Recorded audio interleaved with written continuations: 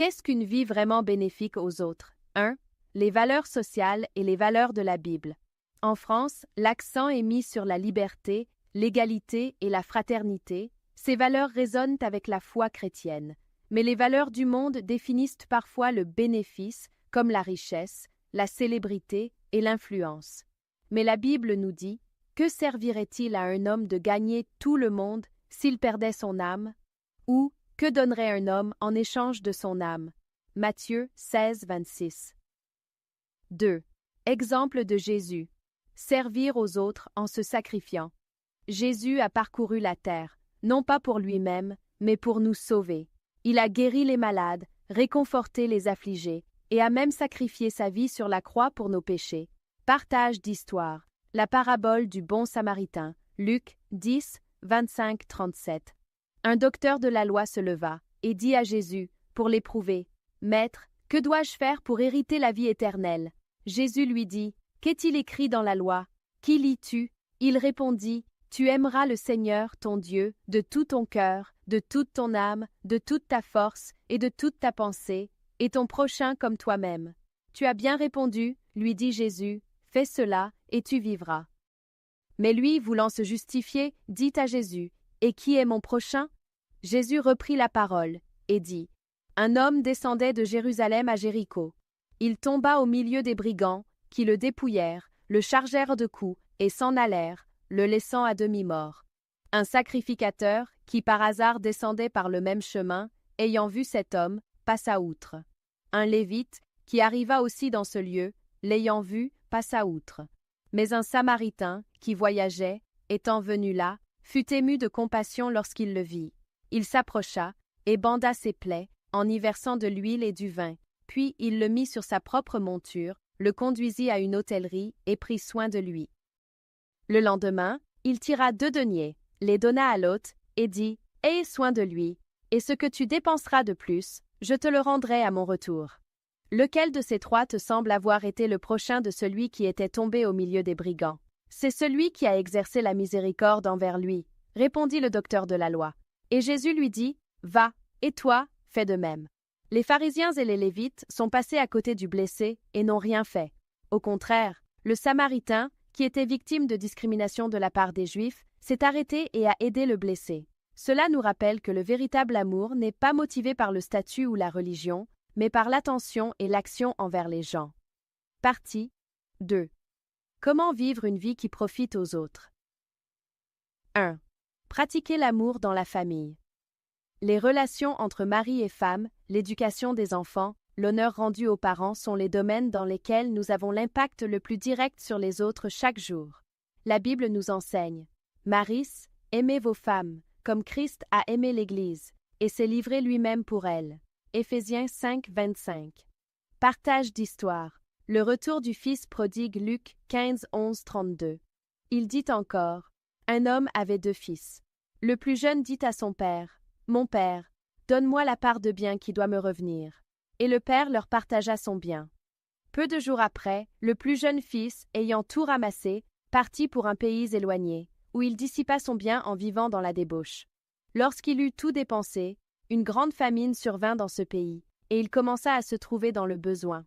Il alla se mettre au service d'un des habitants du pays, qu'il envoya dans ses champs garder les pourceaux. Il aurait bien voulu se rassasier des carouges que mangèrent les pourceaux, mais personne ne lui en donnait. Étant rentré en lui-même, il se dit: « Combien de mercenaires chez mon père ont du pain en abondance, et moi, ici, je meurs de faim. Je me lèverai, j'irai vers mon père, et je lui dirai: Mon père, j'ai péché contre le ciel et contre toi, je ne suis plus digne d'être appelé ton fils. Traite-moi comme l'un de tes mercenaires. » Et il se leva et alla vers son père. Comme il était encore loin, son père le vit et fut ému de compassion. Il courut se jeter à son cou et le baisa. Le fils lui dit: « Mon père, j'ai péché contre le ciel et contre toi, je ne suis plus digne d'être appelé ton fils. » Mais le père dit à ses serviteurs: « Apportez vite la plus belle robe, et l'en revêtez, mettez-lui un anneau au doigt, et des souliers aux pieds. Amenez le veau gras, et tuez-le. Mangeons et réjouissons-nous, car mon fils que voici était mort, et il est revenu à la vie. Il était perdu, et il est retrouvé. » Et ils commencèrent à se réjouir. Or, le fils aîné était dans les champs. Lorsqu'il revint et approcha de la maison, il entendit la musique et les danses. Il appela un des serviteurs et lui demanda ce que c'était. Ce serviteur lui dit, « Ton frère est de retour, et parce qu'il l'a retrouvé en bonne santé, ton père a tué le veau gras. » Il se mit en colère et ne voulut pas entrer. Son père sortit et le pria d'entrer. Mais il répondit à son père, « Voici, il y a tant d'années que je te sers, sans avoir jamais transgressé tes ordres, et jamais tu ne m'as donné un chevreau pour que je me réjouisse avec mes amis. Et quand ton fils est arrivé, celui qui a mangé ton bien avec des prostituées, c'est pour lui que tu as tué le veau gras. Mon enfant, lui dit le père, tu es toujours avec moi, et tout ce que j'ai est à toi. Mais il fallait bien s'égayer et se réjouir, parce que ton frère que voici était mort et qu'il est revenu à la vie, parce qu'il était perdu et qu'il est retrouvé. » Cette histoire nous dit que, quelle que soit l'ampleur de l'erreur que nous avons commise, la distance qui nous sépare de Dieu, ou même l'ampleur de notre péché, et le fait que nous nous sentions indignes de l'amour de Dieu, l'amour de notre Père céleste attend toujours que nous revenions à lui. Êtes-vous prêts à vous rapprocher de Dieu et à revenir vers lui? 2. Vivre la lumière du Christ dans la société. Au travail, dans nos cercles sociaux et dans nos communautés, nous pouvons être des personnes qui exercent une influence positive. La Bible a dit que votre lumière luise ainsi devant les hommes, afin qu'ils voient vos bonnes œuvres et qu'ils glorifient votre Père qui est dans les cieux. Matthieu 5,16.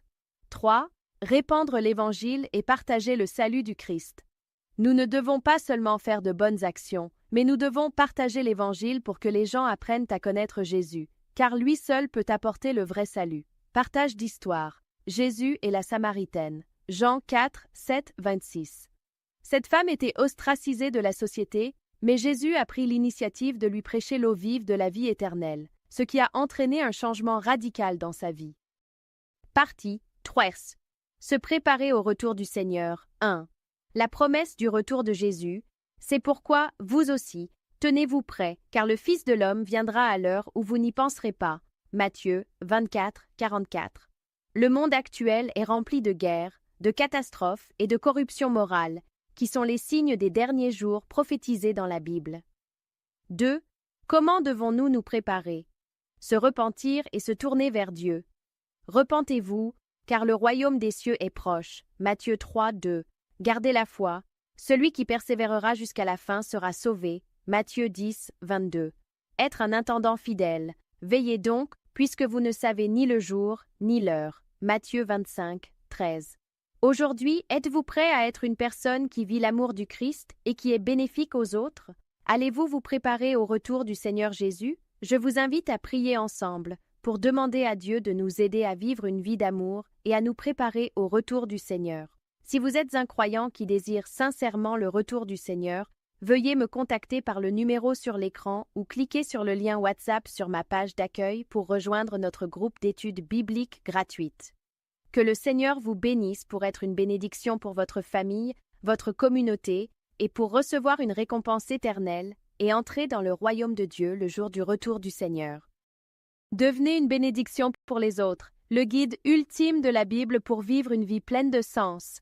Bonjour les amis, aujourd'hui nous allons parler d'un sujet qui concerne la vie de tout le monde. Comment devenir une personne bénéfique aux autres? Dans nos vies bien remplies, nous nous concentrons souvent sur nos propres intérêts et recherchons le succès. Mais vous êtes-vous déjà demandé quel est le sens de notre existence? La Bible nous dit « Car le Fils de l'homme est venu, non pour être servi, mais pour servir et donner sa vie comme la rançon de plusieurs. » Marc 10, 45. Aujourd'hui, nous allons explorer comment vivre une telle vie afin d'être une bénédiction pour les autres, tout en préparant au retour du Seigneur Jésus. Partie 1. Qu'est-ce qu'une vie vraiment bénéfique aux autres? 1. Les valeurs sociales et les valeurs de la Bible. En France, l'accent est mis sur la liberté, l'égalité et la fraternité. Ces valeurs résonnent avec la foi chrétienne. Mais les valeurs du monde définissent parfois le bénéfice, comme la richesse, la célébrité et l'influence. Mais la Bible nous dit « Que servirait-il à un homme de gagner tout le monde